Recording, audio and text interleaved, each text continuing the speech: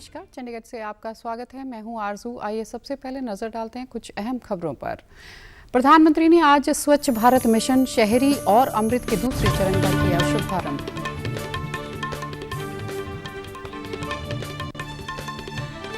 देश भर में चल रहे कोविड रोधी टीकाकरण अभियान के तहत अब तक लगाए जा चुके हैं 89 करोड़ 2 लाख से अधिक टीके।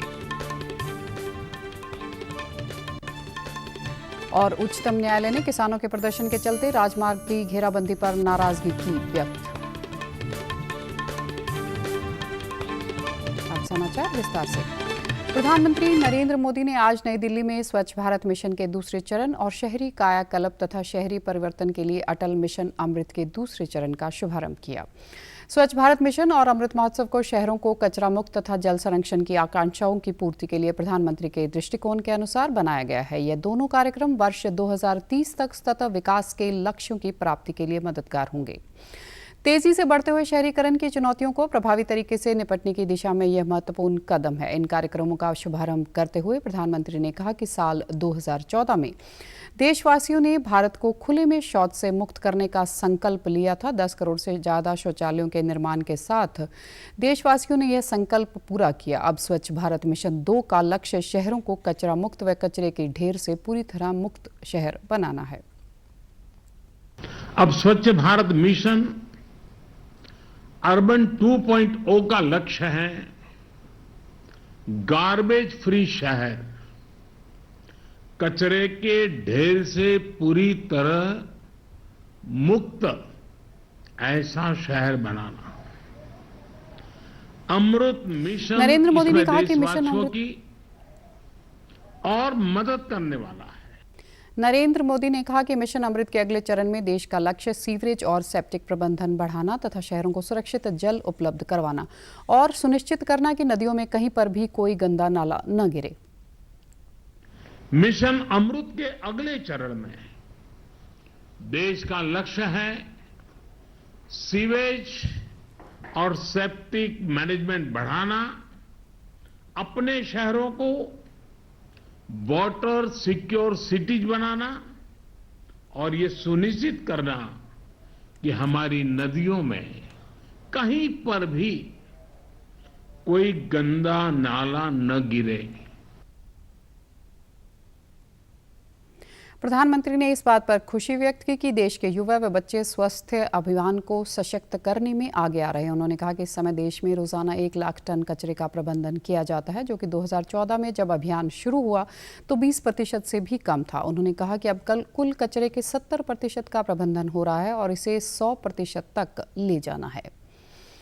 राष्ट्रव्यापी टीकाकरण अभियान के अंतर्गत देश में अब तक 89 करोड़ 2 लाख से अधिक कोविड रोधी टीके लगाए जा चुके हैं। केंद्रीय स्वास्थ्य और परिवार कल्याण मंत्रालय ने बताया कि कल 64,40,000 से अधिक वैक्सीन डोज लगाई गई। पिछले 24 घंटों में 26,000 से अधिक लोगों में कोरोना संक्रमण की पुष्टि हुई। उपचार करा रहे लोगों की संख्या घटकर 2,75,224 हो गई। यह पिछले 196 दिनों में सबसे कम संख्या है। उपचार करा रहे लोगों का प्रतिशत कुल संक्रमित लोगों के 1% से भी कम है। अभी यह 0.82% है, जो कि पिछले वर्ष मार्च से सबसे कम आंकड़ा है। मंत्रालय ने बताया कि उपचार के बाद संक्रमण मुक्त होने की दर 97.86% है। पिछले 24 घंटों में 28,000 से अधिक लोग संक्रमण मुक्त हुए। अब तक देश में 3 करोड़ 30 लाख से अधिक संक्रमित स्वस्थ हो चुके हैं। अब तक 57 करोड़ से अधिक कोविड परीक्षण कराया जा चुका है। कल 15,20,000 परीक्षण किए गए। चंडीगढ़ में भी टीकाकरण का कार्यक्रम सफलतापूर्वक चल रहा है। कल 5,323 व्यक्तियों को वैक्सीन की डोज दी गई। वैक्सीन लेने वालों ने डीडी न्यूज चंडीगढ़ से बातचीत भी की। और मैंने आज सेकंड डोज लगाया आज का अपना, और मैं अभी भी मास्क लगा के रखती हूँ और सेकंड डोज लगाना बहुत ज़रूरी है। मेरे परिवार में सभी ने सेकंड डोज लगवा लिया है, तो मैं चाहती हूँ कि सारे ही सारे अपने अपने डोजेस कंप्लीट करें। सेकंड डोज लगाना बहुत ज़रूरी है। अब तक चंडीगढ़ में कुल 13,49,537 टीके लगाए जा चुके हैं। केंद्र शासित प्रदेश के सभी सरकारी अस्पतालों व स्वास्थ्य केंद्रों पर टीके लगाए जाते हैं। केंद्रीय स्वास्थ्य मंत्रालय के आने वाले त्योहारों के मद्देनजर लोगों से भीड़ से दूर रहने, उचित दूरी बनाए रखने और मास्क का उपयोग करने की अपील की है। स्वास्थ्य सचिव राजेश भूषण ने संवाददाताओं से बात करते हुए लोगों से कोविड से बचने के लिए उचित व्यवहार के साथ त्योहार मनाने को कहा। त्योहार समझदारी से मनाएं, क्योंकि यदि आप ही सुरक्षित नहीं हैं, आपके परिवार के सदस्य सुरक्षित नहीं हैं, तो फिर त्योहार का औचित्य समाप्त हो जाता है। इसलिए त्योहार जरूर मनाएं, लेकिन त्योहार कोविड एप्रोप्रिएट तरीके से मनाएं। उन्होंने कहा कि देश भर में सक्रिय मामले घट रहे हैं और स्वस्थ होने की दर बढ़ रही है, लेकिन फिर भी सतर्क रहने की आवश्यकता है। केंद्र ने तेज बारिश के कारण पंजाब और हरियाणा में धान की खरीद स्थगित कर दी है। बारिश से पंजाब और हरियाणा में धान की कटाई से देरी हुई है। खाद्य और सार्वजनिक वितरण विभाग ने दोनों राज्यों में किसान की परेशानियों को देखते हुए उनके हितों के लिए न्यूनतम समर्थन मूल्य (MSP) पर धान की खरीद 11 अक्टूबर से शुरू करने का निर्णय किया है। केंद्र के इस निर्णय के मद्देनजर पंजाब के मुख्यमंत्री चरणजीत सिंह चन्नी ने केंद्र सरकार को पहले के अनुसार आज यानी 1 अक्टूबर से ही धान की खरीद शुरू करने की अपील की है। उन्होंने कहा है कि प्रधानमंत्री नरेंद्र मोदी के संबंध में निजी दखल देकर केंद्रीय उपभोक्ता मामलों, खाद्य और सार्वजनिक वितरण मंत्रालय के पत्र को वापस करवाने के लिए सलाह दें। चन्नी ने कहा कि पंजाब सरकार द्वारा राज्य में धान की खरीद के लिए सभी प्रबंध मुकम्मल कर लिए हैं। मुख्यमंत्री ने कहा कि सभी मंडियों का निरीक्षण कर लिया गया है और सभी स्थानों पर अनाज की खरीद की तैयारी है। हरियाणा के पर्वतारोही आज़ादी के 75वें अमृत महोत्सव पर 75 मीटर का राष्ट्रीय ध्वज फहराकर कीर्तिमान कायम करेंगे। मुख्यमंत्री मनोहर लाल ने वीरवार को चंडीगढ़ में स्कूल विद्यार्थियों के पर्वतारोहण दल को हिमाचल प्रदेश के लाहौल क्षेत्र में 6111 मीटर की ऊंचाई पर स्थित माउंट यूनम पर पर्वतारोहण के लिए रवाना किया। इस दल में विभिन्न सरकारी स्कूलों के 75 विद्यार्थी व अध्यापक शामिल हैं। मुख्यमंत्री ने इस अवसर पर कहा कि खेलों की तर्ज पर प्रदेश के स्कूल के विद्यार्थियों के लिए पर्वतारोहण की एक अनोखी योजना बनाई जाएगी। उन्होंने कहा कि इस तहत जो विद्यार्थी पहाड़ों की सबसे ऊंची चोटियों में से किसी एक के शिखर पर पहुंचेगा, उसे 5 लाख रुपए की राशि प्रदान की जाएगी। 10 जो हाईएस्ट पीक्स हैं उस पर चढ़ने के लिए हमने हरियाणा की ओर से एक योजना बनाई है कि उस 10 में से किसी भी चोटी पर चढ़ करके कोई आएगा तो उसको 5 लाख रुपया पारितोषिक हरियाणा सरकार देगी। तो इस प्रकार के वैसे तो स्पोर्ट्स के लिए हरियाणा को कहा जाता है कि Haryana is the hub, sports hub of the country, क्योंकि इस बार भी हमने देखा ओलंपिक पैरालंपिक में किस प्रकार से हरियाणा के मेडल आए हैं। अब उसी में हम ये जो स्पोर्ट्स का एक विंग है माउंटेनियरिंग, इसको भी प्रोत्साहित करने के लिए अलग से इसकी योजना बनाएंगे। मनोहर लाल ने कहा कि जब हम बाहर घूमने जाते हैं तभी देश व दुनिया की ऊंची चोटियों का पता चलता है। उन्होंने कहा कि वास्तव में जीवन शिक्षा तक ही सीमित नहीं है, इसके साथ साथ अतिरिक्त गतिविधियों से नवीनतम विचार आते हैं और ज्ञान बढ़ता है। हमने अभी अपना जो क्षेत्र है पहाड़ी क्षेत्र, तो हमारे यहाँ एक मोरनी है, मोरनी में भी मल्ला में भी इस प्रकार का एनुअल एक प्रोग्राम हम करते हैं। और अब तो वहाँ टिक्कर में वाटर स्पोर्ट्स और एरो स्पोर्ट्स कल से उसको प्रारंभ कर दिया है। अब कोई जो टूरिस्ट है जो पहले हरियाणा में से निकल करके पार हो जाता था, चाहे वो शिमला चला जाता था, मनाली चला जाता था या जम्मू कश्मीर जाता था, अब उसका आकर्षण मोरनी का भी रहेगा। वो यहाँ रुक करके निश्चित रूप से जाएगा। हमने उसका एक सेंटर यहाँ बना दिया है। मुख्यमंत्री ने कहा कि हरियाणा के खिलाड़ी ओलंपिक व पैरालंपिक में सबसे अधिक मेडल लाए हैं। पर्वतारोहण पर जा रहे इस दल में 25 दिव्यांग छात्र व अध्यापक भी शामिल हैं।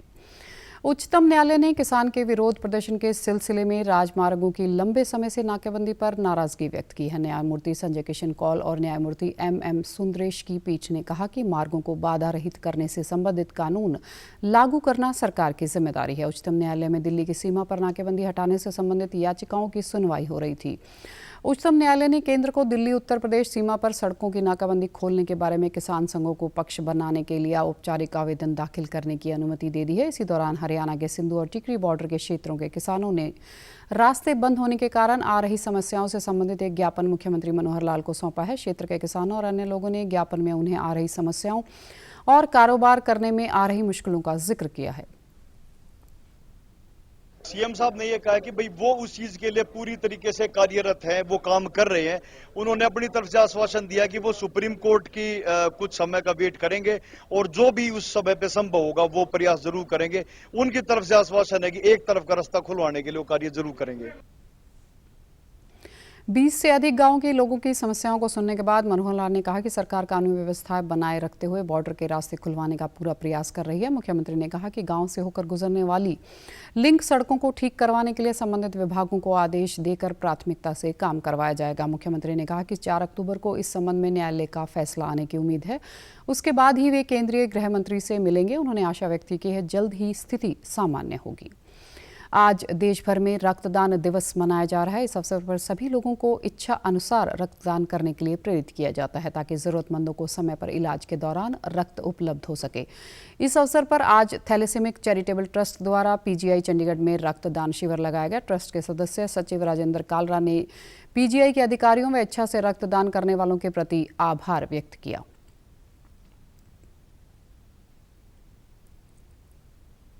आज हमारा 48th कैंप है और हमने 47 कैंप्स में अबाव 5000 ब्लड डोनर्स दिए हैं।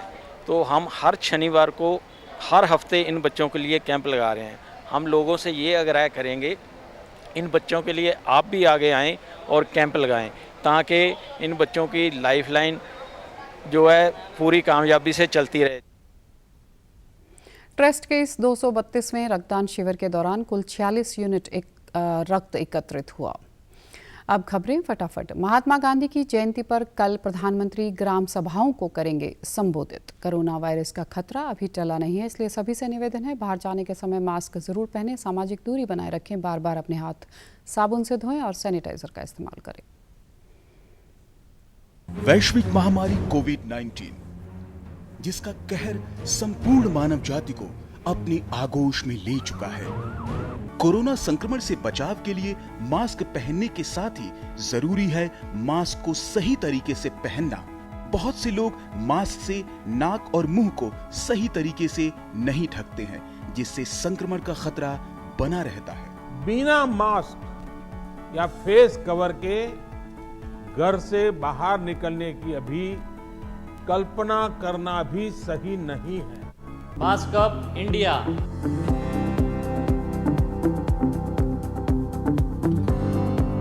और आप हमारे समाचार YouTube channel DD News Chandigarh, Facebook DD News Chandigarh और Twitter handle DD News CHD पर भी देख सकते हैं। इसी के साथ चंडीगढ़ से समाचारों का सिलसिला समाप्त होता है। अब मैं स्टूडियो से बाहर जा रही हूँ तो मैं अपना मास्क पहन रही हूँ। आप भी घर से बाहर जाएं तो मास्क ज़रूर पहनें। नमस्कार।